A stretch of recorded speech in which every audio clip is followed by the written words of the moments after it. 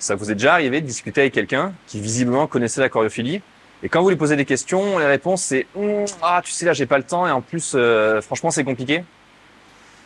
Mais en fait c'est pas si compliqué que ça. Et on va voir ça aujourd'hui.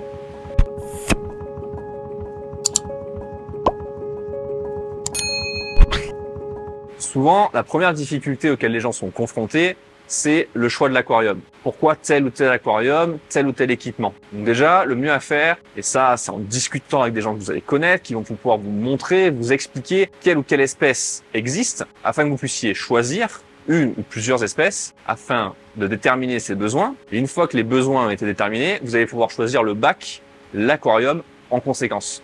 Ça, c'est dans le meilleur des mondes. Après, vous pouvez le faire avec un budget donné. Si vous avez tant d'euros à mettre dans le projet, ok, quelle va être la meilleure solution, quel va être le meilleur volume et quels vont être les meilleurs équipements à acheter à ce prix-là.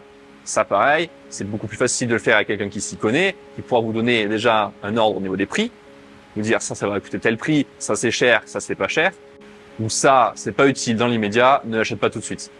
Donc maintenant, je vais vous donner ce qui, selon moi, me semble être primordial d'acheter dès le départ. Quels sont les équipements et quels sont les éléments importants à acheter pour votre aquarium. Pour ce qui est du choix du bac, idéalement, et cela bien sûr en fonction de l'espèce, ça va être possible ou non, mais si vous souhaitez juste vous lancer avec une idée de budget, ou si le fait d'avoir tel ou tel poisson vous importe peu, mais vous voulez juste avoir un aquarium. À ce moment-là, une cuve entre 60 et 100 litres serait l'idéal. C'est suffisamment grand pour profiter de la stabilité d'un grand volume et suffisamment petit pour être facile à placer dans un appartement ou dans une maison et le temps d'entretien sera court. Les paramètres les plus importants, selon moi, pour démarrer, sont la filtration, le chauffage et l'éclairage. Si vous réussissez à réunir ces trois éléments de manière correcte dans votre aquarium, vous pourrez lancer votre premier aquarium sans trop de soucis. Attention bien sûr aux espèces que vous allez choisir par la suite, vérifiez toujours si l'équipement correspond à leurs besoins. Ça, c'est pour tout ce qui va être partie technique. Pour tout ce qui va être partie produit, un conditionneur d'eau, un ajout bactérien et des tests, bandelettes ou gouttes, sont essentiels. Avec tous ces éléments, vous allez pouvoir tester si votre eau est bonne avant même de la mettre dans votre aquarium. Il est important de tester l'eau du robinet afin de savoir quels sont les paramètres, voir si elle doit être corrigée avant l'insertion des poissons ou même le fait de la mettre dans l'aquarium. Le conditionneur d'eau vous évitera tout souci au niveau du chlore ou autres métaux pouvant être contenus dans l'eau. Au démarrage, en cas de pépin, les produits bactériens peuvent vous sauver la vie. Ça y est, on vous a expliqué, vous avez mis votre aquarium en cyclage, vous l'avez laissé 3 semaines à 1 mois en fonction de la température et vous êtes fin prêt à prendre vos premières espèces de poissons, de crevettes, de plantes afin de peupler votre aquarium. Et c'est souvent là que ça pose le premier problème.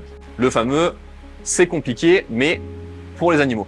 Souvent, il y a un peu cet écart, une légende imaginaire où on va avoir des experts ou des gens reconnus comme tels qui vont avoir une facilité à maintenir certaines espèces. Et bon, si lui il est expert et qu'il arrive à maintenir ça, c'est peut-être pas tout à fait pour moi. Alors, au final, ces gens, s'ils sont experts, c'est parce qu'ils ont testé des choses, lu ou appris et qu'ils se sont rendus compte que telle ou telle manière de faire, ça fonctionnait. Donc si ces personnes y arrivent, il n'y a aucune raison que vous n'y arrivez pas. C'est une question de temps, d'apprentissage et de moyens.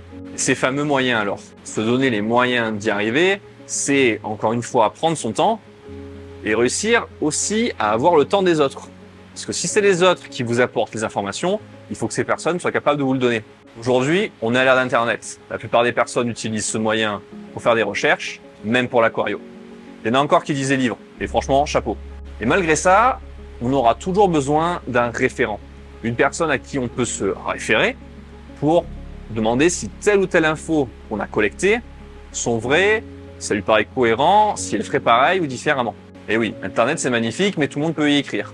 Alors parfois, il faut se poser des questions. En ce qui me concerne, je possède et j'ai déjà possédé des espèces dites compliquées. Pour autant, ça se passe bien. Pas parce que je suis le Superman de l'aquariophilie ou parce que je suis mieux entouré que, non, juste parce que j'ai pratiqué et j'ai testé différents moyens et au final, ça marchait. Ce que j'essaie de vous dire, c'est qu'en se renseignant bien, on arrive toujours à trouver les bonnes informations. Et parfois, on continue même d'apprendre à travers l'échec. L'échec, c'est pas terrible, et pourtant, c'est là où on apprend le plus. Faites vos recherches, assimilez vos connaissances, partagez vos connaissances avec d'autres personnes, voir si ça leur semble logique. Si vous trouvez des personnes plus expérimentées que vous, c'est encore mieux. L'aquario, ça répond à des règles élémentaires, strictes. Vous avez besoin d'un aquarium pour mettre un poisson, et c'est mieux s'il nage dans de l'eau. Ben pourtant, en fonction des poissons ou autres que vous allez mettre dans votre aquarium, il va y avoir des petites subtilités. Et au final, ce qui est compliqué, ce sont juste des subtilités. Ce poisson que vous avez mis dans cette eau, dans cet aquarium, il aura besoin de tel ou tel paramètre. L'eau, par exemple, avec ses paramètres donnés, va avoir besoin de quelques ajustements, mais une fois que vous connaissez les ajustements à faire, la maintenance de l'espèce, elle n'est pas compliquée. Elle est juste soumise à un savoir. À titre personnel, j'ai possédé un poisson roseau, Herpetoichthys calabaricus. Ça, c'était juste pour le plaisir. C'est un poisson où on m'a dit de partout, c'est compliqué. Sous-entendu, il y a plein de trucs à savoir, et quand tu les sais pas, tu n'y arriveras pas. Donc, j'ai cherché, je me suis renseigné, et comme par hasard, ça a marché. Pour ceux qui ne le savent pas, c'est un poisson tout en longueur, serpentiforme, qui a une tendance à rester plutôt au fond de l'aquarium, et qui a plusieurs défauts, où il y a plusieurs choses à savoir sur lui. Bon, la première chose à savoir, et ça je pense que c'est important, c'est un poisson prédateur.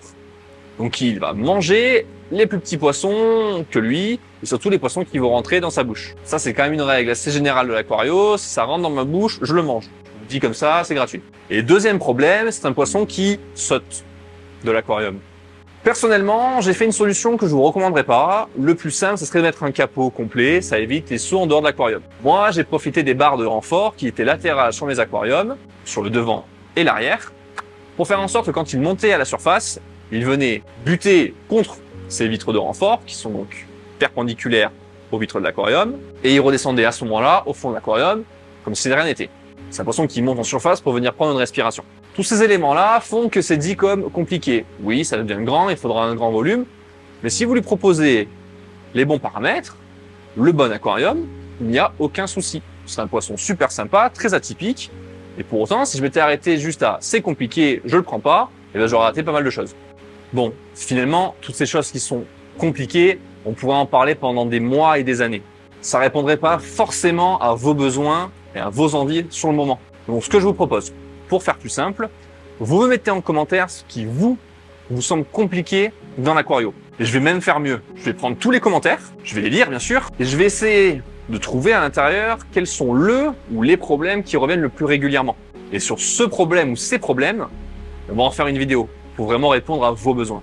Donc finalement, ce qui est compliqué, c'est une question de temps. Si on prend le temps de vous expliquer ce qui est soi-disant compliqué dans la chose, vous allez assimiler toutes les subtilités liées à ce problème. Là, par exemple, pour prendre le cas vraiment des espèces, à partir du moment où vous allez commencer à avoir les informations sur le litrage, les paramètres de vie de ces animaux, l'alimentation dont ils vont avoir besoin et les cohabitations que vous allez pouvoir faire, vous aurez déjà pas mal d'informations et la plupart des espèces ne vous sembleront plus si compliquées. Pareil pour l'aquarium. Si l'aquarium vous donne les bons éléments, les bons matériels pour démarrer, ou pour même continuer, et ben ce sera beaucoup plus facile. J'espère qu'avec tout ça, vous commencez à comprendre que l'aquariophilie, c'est vraiment une passion, non pas dans le sens pur amusement, mais surtout dans le sens recherche, essayer, comprendre, et tout ça sans faire de bêtises.